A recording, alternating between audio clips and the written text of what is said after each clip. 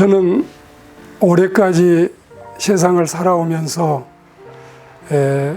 주일학교 출신이어서 주일학교 다니고 중고등학생부 다니고 또 청년대학부도 하고 사실은 19세에 목사 후보생 고시와 전도사 고시를 패스를 하고 어린 나이에 사역자의 길로 들어섰습니다.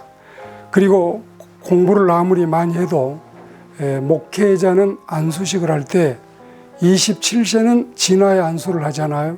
저는 이제 27세 안수를 해서 목사가 되었는데, 그런데 평생을 주일하면서 살아와도 이번에 강원도의 임기종 집사님 이 이야기를 듣고 무너져 내렸습니다.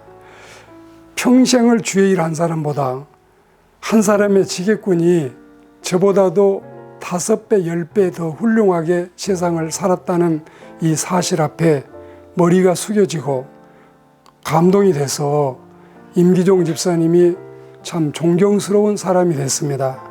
이 임기종 집사님은 사실 이 어린 나이에 가난한 집에서 태어났고 또 부모님도 일찍이 세상을 뜨시고 해서 머슴살이로 인생을 시작을 했고 또 학교도 거의 다니지 못했어요. 그런데 이 사람이 이제 강원도 설악산에 주로 대청봉을 올라다니는 지게꾼이 되는데 하루에 한 4번, 5번, 많이 대청봉을 오를 때는 12번까지 올랐다 그래요. 그리고 이 사람은 설악산 외에는 다른 산은 한 곳도 올라본 적이 없는데 설악산 대청봉 쪽만 무려 14만 번 이상을 올랐다 그래요.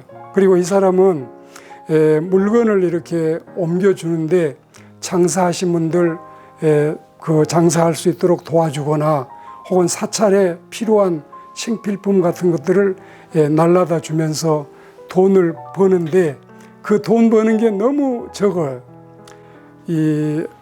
한 달 내에 이 뼈 빠지게 고생을 해도 한 150만 원밖에 못 버는 그런 사람입니다. 그런데 이렇게 지게꾼을 하다가 이제 그 옆 사람이 아마 이 자매하고 결혼하면은 도망가지 않고 평생 곁에 붙어 있을 거다. 그러면서 소개해준 자매가 누구냐면 늙어 죽을 때까지 IQ가 이 정신 연령이 7살을 벗어날 수 없는 그런 여러분 정신 지체자를 만나게 했습니다. 그런데 이 임기종이라고 하는 청년이 이 자매를 보니까 자기가 필요해서 아내로 삼기보다는 이 자매에게는 내가 꼭 필요하겠다 이런 마음에서 결혼해서 같이 살게 되는데, 그리고 나서는 이제 아내가 장애자이잖아요.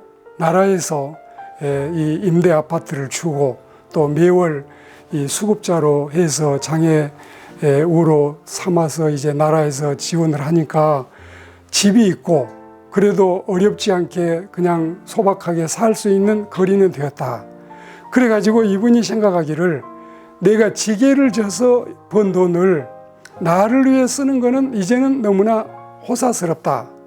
분명히 나는 누군가 남을 돕고 싶다. 이 마음에서 지금까지 수십 년 동안 장애자들을 돕고 또 재활원에 이 생필품을 사다가 그들에게 제공하고 자기가 매달 벌 수 있는 돈 150만 원 가운데 90% 이상을 다 남을 돕는데 지금까지 수십 년을 살아왔습니다. 얼마나 감동적이고 얼마나 존경스럽습니까? 제가 처음에 서두에 꺼낸 것처럼 목회를 제가 이렇게 오래 했어도 이분에게 비하니까 정말 저는 부끄럽고 낯이 뜨거울 정도로 이분이 이렇게 고결하고 성스럽게 살아온 인생을 정말 제 마음속에 존경하는 마음을 갖지 않을 수 없었습니다. 그리고 이분이 이렇게 되니까 KBS나 MBC에서나 다른 언론에서 알려지게 되고 또 이제 무슨 강원도 지역에 뭐 봉사 대상을 받았다. 그러면 상금이 800만 원이 나오고 1000만 원이 나오면 이 상금을 가지고 한 번도 제주도 가보지 못한 이 불쌍한 할머니 할아버지들을 20명을 모셔서 그 돈을 다 써서 2박 3일씩 여행을 시켜드리고, 지금까지 자기가 번 돈을 다 이렇게 불쌍한 사람을 위해서 돕고 하는 이 모습을 보고 너무나 우리가 본받고 싶지 않습니까? 저도 앞으로 이런 인생을 살아갈 마음으로 마음에 한번 다짐해 봅니다. 여러분은 어떻습니까?